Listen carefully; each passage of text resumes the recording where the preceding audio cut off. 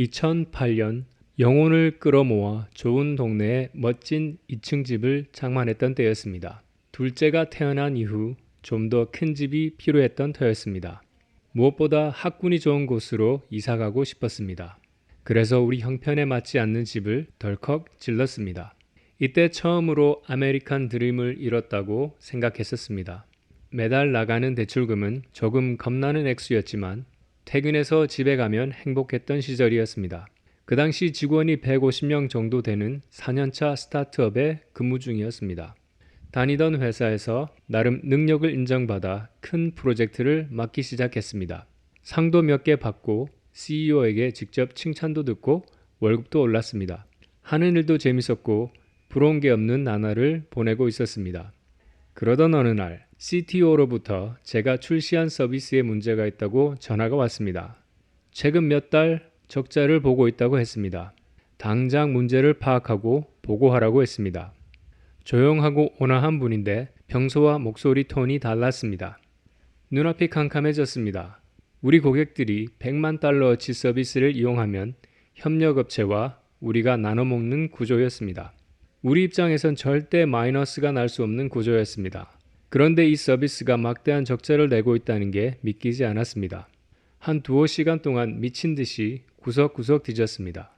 고객들에게 정확한 비용을 청구했는지, 협력회사가 우리에게 정확한 비용을 청구했는지, 비용을 청구하는 시스템에 이상은 없는지, 사용량을 측정하는 시스템은 제대로 작동하는지, 네트워크 연결에 문제가 없는지, 데이터베이스에 모든 정보가 빠짐없이 저장됐는지, 코드에 버그는 없는지 검토했습니다. 하지만 그 어느 곳에도 문제를 발견하지 못했습니다.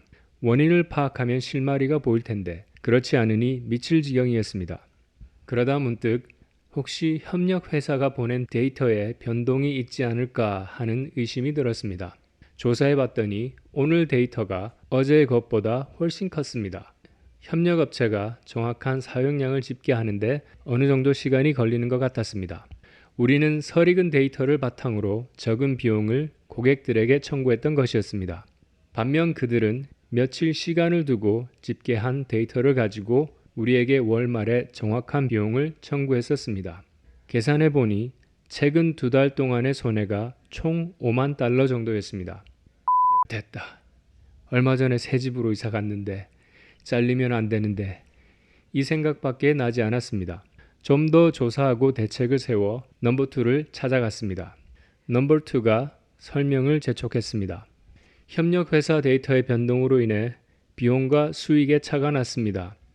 협력업체 데이터는 한 5일 정도 되어야 더 이상 변동 없는 최종 데이터가 되는 것 같습니다. 그런데 우리는 불완전한 데이터로 청구서를 만들었습니다. 협력업체가 이 사실을 인지하는지 모르겠습니다. 그들한테 알려주고 데이터 집계 기간을 줄여달라고 해야 할 것 같습니다. 저는 이걸 감안해 오늘 기록한 사용량을 5일 후 다시 업데이트하게끔 프로그램을 고치겠습니다. 그러면 우리가 대금을 청구할 때 최대한 실사용량에 가까울 겁니다. 또 데이터를 정기적으로 모니터링해서 재발을 막도록 하겠습니다. 일단 우리 고객들에게 양해를 구하고 그동안 못 받은 부분을 청구하는 게 어떨까요? 그게 마땅치 않다면 협력업체에 그들의 딜레이가 원인이니 손해배상을 요구하는 건 어떨까요? 어쨌든 제 실수입니다. 죄송합니다. 이렇게 말하면서 아메리칸 드림이 날아간다는 생각에 온몸에 힘이 풀렸습니다. 제 말을 듣고 넘버2가 입을 열었습니다. Don't beat yourself up. You've become that much more valuable. 실수만큼 더 값진 사람이 되었다고 했습니다. 오늘 잘리겠지라고 예상하고 있는데 이런 말을 들으니 울컥했습니다. 이런 보스와 일하는 건 정말 행운입니다. 자초지종을 듣고 수습책에 대해 같이 고민했고 앞으로의 대책에 대해서도 얘기했습니다. 다행히 뒤처리는 잘 되었고 다음 프로젝트부터 더 신중할 수 있었던 계기가 되었습니다. 그뿐만 아니라 어떤 리더가 되어야 하는지 본보기를 삼는 사건이기도 합니다. 이후로도 저는 수많은 실수를 저지르고 버그를 쏟아냈습니다. 다행히 실수를 성장의 계기로 여기는 문화 덕분에 앞의 사건처럼 마음을 졸이지는 않았습니다.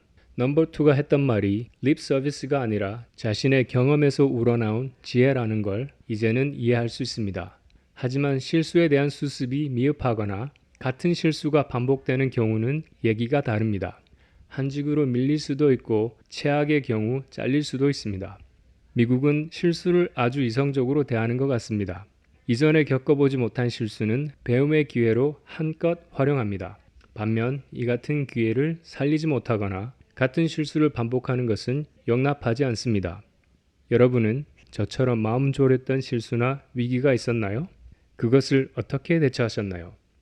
만약 저와 같은 일을 겪는다면 저처럼 풀죽지 마시고 성장과 배움의 기회로 삼으셨으면 좋겠습니다. 저처럼 멋진 보스가 없다면 스스로 어깨를 토닥여 주시기 바랍니다.